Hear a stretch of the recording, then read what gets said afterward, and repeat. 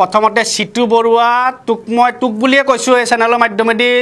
Direct এটা কথা মই ক'ব বিচাৰিছো যে তই এই বস্তুটো বন্ধ কৰ উজনি আৰু নামনি এই যে কাজিয়া লগা পৰিবেশ এটা সৃষ্টি কৰিছ এই বস্তুটো বন্ধ কৰ কাৰণ এই সিতু বৰুৱাৰ দৰে একাংশই আজি কিন্তু আমাৰ সমাজখন বেয়া কৰি ৰাখিছে আজি তেখেতে আজি যি মিয়া আজি শ্ৰমিকখিনি আজি কষ্ট কৰি খাটি খোৱা মানুহখিনিক যি অত্যাচাৰী কৰিছে তাতে সবজি বেপাৰী কৰি থকা মানুহখিনিক অত্যাচাৰী কৰিছে হি এজন মানে দালাল এজন হি দালাল বুলি কিয় কৈছো কাৰণ হি সঁচা অৰ্থত হি কিন্তু জাতিৰ কাৰণে একো কৰা নাই নহয় আজি যেতিয়া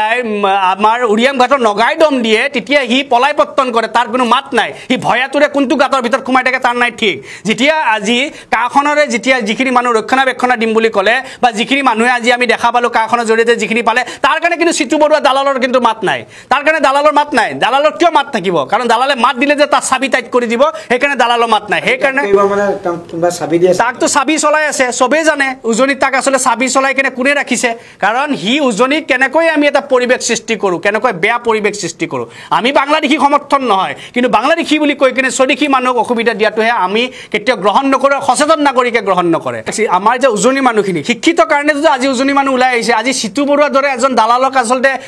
কিয় বহুত মানুহে সমৰ্থন জনা নাই ইটো কোনোবা দিনাখন মই এইটোৱে কথা কৈছো শিৱসাগৰতে তাৰ ঘৰৰ কাষতে কোনোবাই তাক আসলতে চেণ্ডেলেৰে চৰিয়াব কাৰণ সিতু বৰুৱাক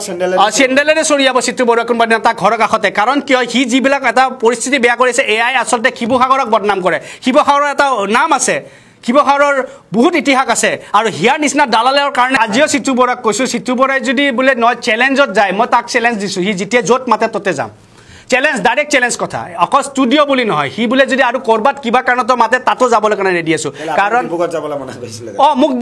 মোকতো কৈয়ে থাকে মই ডিব্ৰুগড় যাবলৈ নোৱাৰো মই আৰে মোৰ পিতৃঘৰ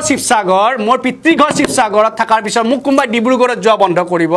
আৰু মই তাৰ কথা পাত্তা দিম সিতু বৰুৱা নিচিনা 100জন নহয় 1000 জনৰ মই কেৰেক কৰা মানুহ নহয় যিজন ৰুবুল আহমেদে আজি 7 বছৰেদি কাকো কেৰেক কৰা নাই কিমান দেখা পালো কিমান চৰকাৰৰ লগত যুঁজিছো কিমান ডাঙৰ শক্তিৰ লগত মই 7 বছৰত যুঁজিছো কেৰেক কৰা নাই আৰু সিতু বৰুৱাৰ দৰে 5 পইচা 10 পইচাক মই কেৰেক কৰা মানুহ নহয় বেয়া নাপাব সামাজিক মাধ্যমত চৰ্চিত কথাই পাতি আছো আপোনাক বহুতে আপোনাকো কয় যেন আপুনি মিয়া দালালি হয় মই আপোনালোকৰ আজি চেনেলৰ মাধ্যমতে কৈছো যে মই মিয়া দালাল হয় মই এইটো মই একচেপ্ট কৰিছো যে মই মিয়া দালাল হয় কিয় মই মিয়া দালাল হয় এটো আসলতে আজি অসমৰ ৰাইজে জানি লওক মিয়া দালাল মই এটো কাৰণে হয় কাৰণ কিয় যিখিনি মিয়াই মাতৃভাষা অসমীয়া লিখিছে যিখিনি মিয়াই আজি নিজৰ গামুচাখন দুফাল কৰা নাই যিখিনি মিয়াই আজি জাপিক সন্মান কৰিছে বিহুক সন্মান কৰিছে তেনেকুৱা প্ৰতিজন মিয়াৰ কাৰণে ৰুবুল আহমেদে দালালি কৰিব আৰু মৰাটো দিনটোৰ কাৰণে তেখেতসকলৰ কাৰণে মাত মাতিম আৰু যুঁজি যাম কাৰণ মোৰ অসমীয়া ভাষাক তেখেতসকলে সন্মান কৰি জীয়াই ৰাখিছে তেতিয়ালে তেখেতে যেতিয়া মোৰ অসমীয়া জাতি ভাষিক তেখেতে সন্মান কৰিব তাৰ কাৰণে ৰুবুল আহমেদে মৰা দিনটোলৈ তেখেতক অসমীয়া কম আৰু তেখেতসকল অসমীয়া হয় আৰু তেখেতসকল খিলঞ্জীয়া হয় মইতো হেতুৱে কম মিয়াখিনি খিলঞ্জীয়া হয় মইতো কম মিয়াখিনি খিলঞ্জীয়া হয় মিয়াখিনি অসমীয়া হয় ক'ব যুক্তি এটা দেখাব লাগে যুক্তি আছে যুক্তি আজি এতিয়া খিলঞ্জীয়া আৰু মিয়া বুলি যদি কয় কি মিয়া বেলেগ খিলঞ্জীয়া বেলেগ তেতিয়া মই প্ৰথমতে সুধিব বিচাৰো এই খিলঞ্জীয়া ডেফিনেশ্যনটো কি আমি জানিব বিচাৰো আমি এতিয়া কিন্তু চৰকাৰে দিয়া নাই যদিও সংগঠনৰ এইটো দায়িত্ব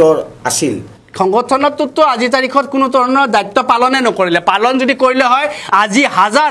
ৰাইজ আমাৰ 6 জনগোষ্ঠীৰ কাৰণে আজি ৰাজপথত ওলাব নালাগিলে হয় আজি ৰাজপথত ওলাব লগা হৈছে 6 জনগোষ্ঠীৰ কাৰণে আজি তাৰ কাৰণে কিন্তু কি হৈছে আজি ইমানটা বছৰ আজি 6 জনগোষ্ঠীৰ কাৰণে সংগঠনে একো এটা কৰিব নোৱাৰিলে অকল তেখেতসকলে প্ৰতিবাদ কৰা নামত এই ভেকু ভাওনাটো কৰিব কিন্তু 6 জনগোষ্ঠী দাবী কৰি কিনে আনিব পৰা সেইখিনি এটা সংগঠনৰ কিন্তু সাহস নহলে আৰু খিলঞ্জীয়া ডেফিনেশ্যন হিতে কি ওলাব একো ওলাব নোৱাৰে আৰু মই আজি হেকানে কৈছো যে খিলঞ্জীয়া ডেফিনেশ্যনটো কি মাজত আপোনাৰ মতে পাৰ্থক্য কি মই আৰু খিলঞ্জীয়াৰ মাজত একো পাৰ্থক্য নাই কাৰণ তেখেতসকলৰ যিসকল 1971 ৰ আগত আহা খিলঞ্জীয়া মিয়াখিনি খিলঞ্জীয়া বুলি কৈছো মই মিয়াখিনি খিলঞ্জীয়া কৈছো হলো আপোনাক খুদিছো নাই মিয়াখিনি খিলঞ্জীয়া এটো কাৰণে কৈছো কাৰণ 1971 ৰ আগত যিমানখিনি আহিছে যিমানখিনি আমাৰ ইয়াতে আহিছে মই প্ৰতিজনকে খিলঞ্জীয়া বুলি ভাবো আৰু হে অকল খিলঞ্জীয়া কিয় নহব যিসকলে মোৰ মাতৃভাষাক সন্মান কৰিছে আজি অসমীয়া ভাষাক তেখেতসকলে নিজৰ মাতৃভাষা বুলি কৈ কিনে লিখিছে আৰে এনেকুৱা এটা জনগোষ্ঠী দেখাই দিয়ক যোনে নিজৰ মাতৃভাষা নিজৰ কলা সংস্কৃতি জলঞ্জলি দি কিনে বেলেগ এটা জাতি বেলেগ এটা ভাষা আকোৱালি লোৱা আমি পৃথিৱীত দেখা নাই কিন্তু এই মিয়াসকলে যিসকলে হে তাহানিত কিন্তু নিজৰ মাতৃভাষা নিজৰ সকলো বস্তু ত্যাগ কৰি কিনে মাতৃভাষা অসমীয়া লিখিছিলে আমাৰ কলা সংস্কৃতিক আকোৱালি লৈছিলে লৈ কিনে আজিও আমাৰ ভাষাক কিন্তু তেখেতসকলে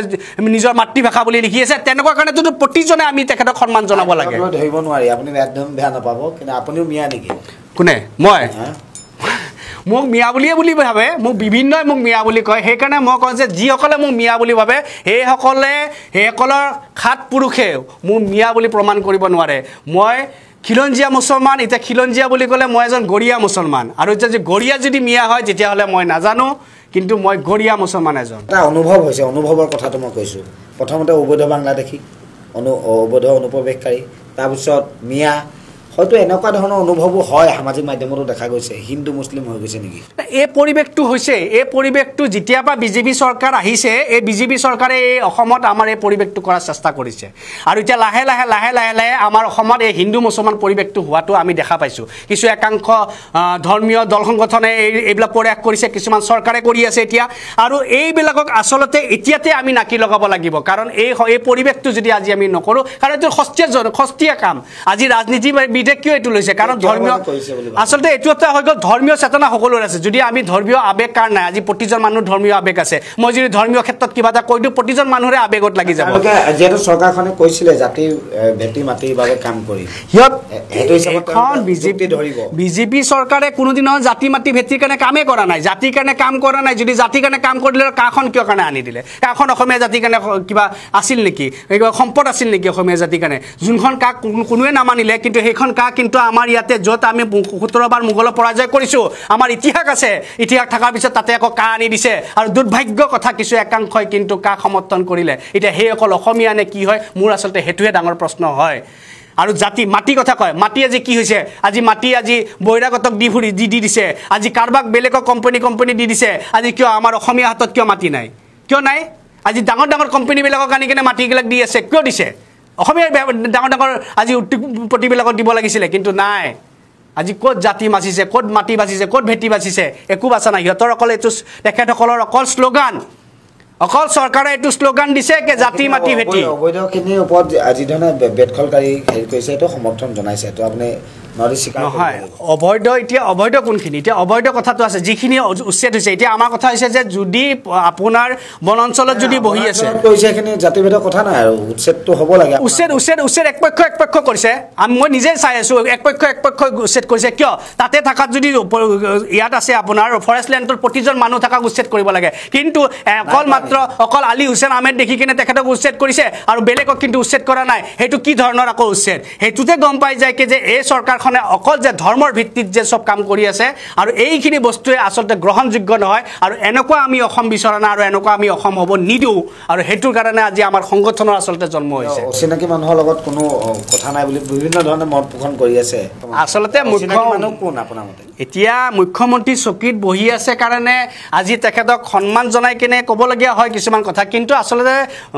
যদি আমি হেমন্ত বিশ্ব শৰ্মা বুলি কওঁ, তেখেতৰ কথাক বেছি গুৰুত্ব দি কিনে লাভ নাই বুলি মই কওঁ। আৰু লাভ নাই, মুখ্যমন্ত্ৰী হিচাপে আমি তেখেতক সন্মান জনাম, কিন্তু হেমন্ত বিশ্ব শৰ্মা বুলি আমি তেখেতৰ কথাক গুৰুত্ব বেছি দি কিনে লাভ নাই। কাৰণ তেখেতৰ ৰাতিপুৱা এটা কথা, ৰাতি এটা কথা। কাৰণ সেইজন আজি হেমন্ত বিশ্ব শৰ্মা, যিজন হেমন্ত বিশ্ব শৰ্মা নিজৰ গোটেই জীৱনকালটো ৰাজনীতি আৰম্ভ হৈছিলে অচিনাকি মানুহৰ লগত। আজিও তেখেতৰ কিন্তু যদি আমি নিউজ চেনেলটো চাওঁ, তাতে কিন্তু এডিটৰজনে কিন্তু অচিনাকি মানুহ হ'ব। মানে অচিনাকি মানুহ আপোনাৰ মতে স্পষ্ট কৰি দিয়কচোন। তেখেতৰ অচিনাকি, তেখেতে যিখিনি মানুহ অচিনাকি বুলি কৈছে, তেখেতে যিখিনি অচিনাকি মানুহ কৈছে, সেইখিনি অচিনাকি মানুহৰ লগতে তেখেতৰ গোটেই ৰাজনীতি, যদি ৰাজনীতিৰ কথাটো যাওঁ, গোটেই ৰাজনীতিটো চাব যাওঁ, তেখেতৰ অচিনাকি মানুহৰ লগতে তেখেতৰ উঠা বহা, আৰু আজিও তেখেতে অচিনাকি মানুহৰ লগতে উঠা বহা কৰি আছে। কিন্তু আজি ৰাজনীতিৰ কাৰণে এই ভেদাভেদ, অচিনাকি চিনাকি, আৰু এই বস্তুটোক আমি আচলতে বন্ধ কৰিব লাগিব। আমি সচেতন নাগৰিকে এইবিলাক বস্তুৰ কাৰণে আপোনাক আকৌ যিহেতু আপোনাৰ অনুষ্ঠানটোত মতা উদ্দেশ্যই আছিল, আমি আজি যিহেতু উজনি নামনি টপিকটো, ঠিক আছে, আপোনাক কৈছে আগতে কেইবাবাৰো কৈছে চিটু বৰুৱা ডিব্ৰুগড়লৈ আহিলেই ব্যৱস্থা ল'ম। তেওঁ উজনি নামনি যিহেতু কৰি আছে, নামনি ছবি মানে প্ৰায়ভাগ মিয়া বুলি কয় নি? বা নাই, এইটো মই আৰু এটা কথা ক'লোঁ, চিটু বৰুৱাই আৰু এটা কথা কৈছিলে, চিটু বৰুৱাই কৈছিলে কি মিয়া মানে বাংলাদেশী। মই সেইকাৰণে একদম আপোনালোকৰ চেনেলৰ পৰা স্পষ্টৰে মই চিটু বৰুৱাক আজি এটা কথা সুধিছোঁ কি যে মিয়া মানে যে বাংলাদেশী বুলি কৈছে, তেখেতে প্ৰমাণ কৰি দিব পাৰিব নেকি মিয়া মানে বাংলাদেশী বুলি? তেখেতৰ ক্ষমতা আছে যদি মিয়া মানে বাংলাদেশী তেখেতে যদি প্ৰমাণ কৰি দিয়ে, তেখেতৰ ভৰি ধুই কিনে পানী খাম। কিন্তু যদি তেখেতে নোৱাৰে, তেখেতে কিন্তু আঁঠু কাঢ়ি কিন্তু প্ৰত্যেকজনৰ মিয়াৰ আগত তেখেতে ক্ষমা খুজিব লাগিব চিটু বৰুৱাৰ দৰে মানুহ। কাৰণ তেখেতৰ ইচ্ছা ইচ্ছামতে যিখিনি কৈ দিব মিয়াৰ ওচৰত ক্ষমা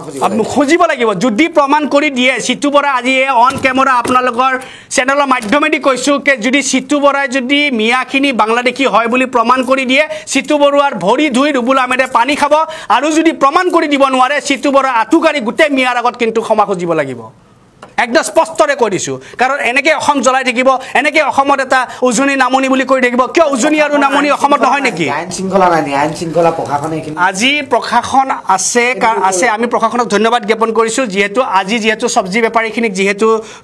অত্যাচাৰী কৰি থকা সেই 4জনক আচলতে আটক কৰা বুলি আমি শুনা পাইছোঁ